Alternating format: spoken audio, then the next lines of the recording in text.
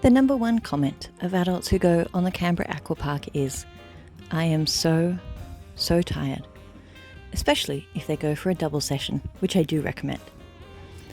The website clearly states that the park is for reasonably fit people who can swim. Chris is the only one of us four that fits that definition. My kids have had swimming lessons in the past, but they're pretty shaky at the moment. They usually refuse to put their heads underwater without goggles. And I'm personally scared of any water that has an uneven surface at the bottom, or that I can't see through, or that has living things in it. The sheer awesomeness of the aqua park helps a lot with phobias.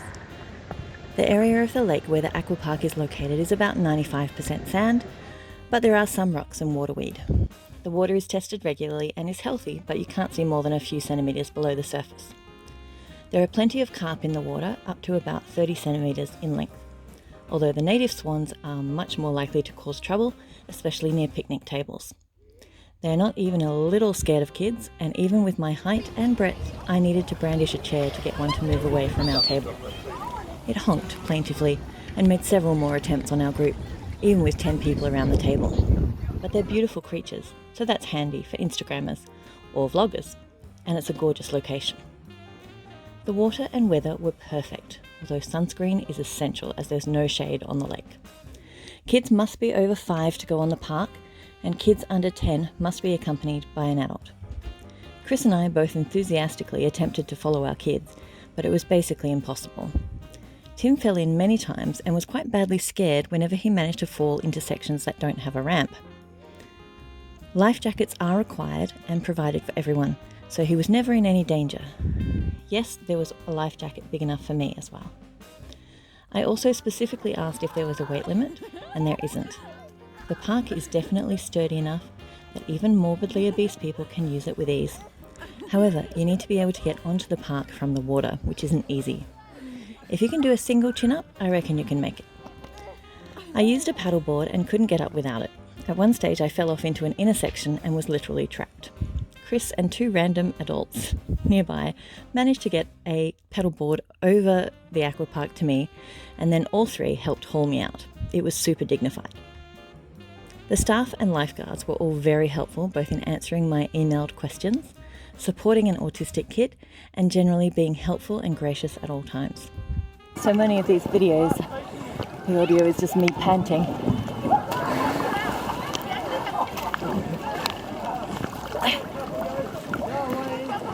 Let's go into this convenient tunnel.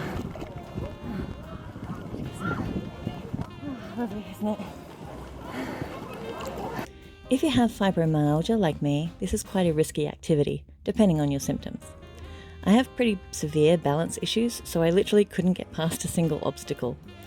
I think someone who can usually stand on one leg for 20 seconds would be okay, although falling over and falling in the water is part of the fun. Make sure you have very secure swimmers, ideally board shorts or swim shorts. I also have hypermobility, so I could feel my hips going wonky when I fell over. Obviously, that's not ideal. No one wants to do the splits without planning to. I spent most of my time on the paddleboard, which was a lot of fun, although too slow to enable competent supervision. If you have very young kids, there is a little beach for them to play in and several sheltered picnic tables nearby. It is rather entertaining to watch other people falling over and doesn't cost a cent. All 4 of us had an absolute blast. I definitely do recommend this activity for those who are reasonably fit. Look at the pretty water, it's quite nice. Let's have a look under.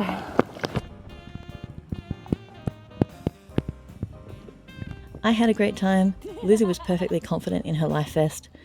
Chris nearly died trying to adequately supervise Tim, and Tim heartily enjoyed spending his energy and falling over in between those terrifying moments whenever he fell into an intersection. He even went down the highest slides, which are over 3 meters high. And he went on the famous jumping pillow. The jumping pillow is enormous and lightly inflated.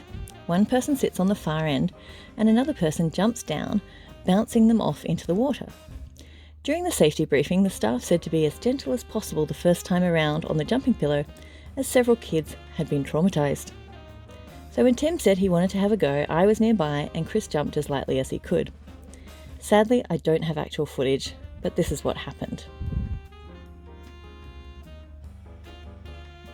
He really did a full 360 in the air. Sadly, my new Lumix waterproof camera was full after less than 10 minutes of footage. Tim wasn't hurt, but he was pretty freaked out. Within a minute, he was talking delightedly about how terrifying it was and how maybe he'll do it again when he's 15. In conclusion, this is a high energy, high sun, impossible to supervise activity. The accessibility varies depending on what you are willing to risk. I reckon it would be great for people with low vision, although you can't wear your glasses. Pretty good for people who are hard of hearing, although the safety briefing will be useless. I bet the staff would give you a written version, and you won't be able to wear your hearing aids either.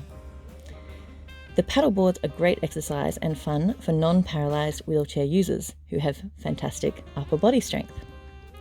Lizzie doesn't have Tim's energy levels, so she spent about half her second hour on a paddleboard.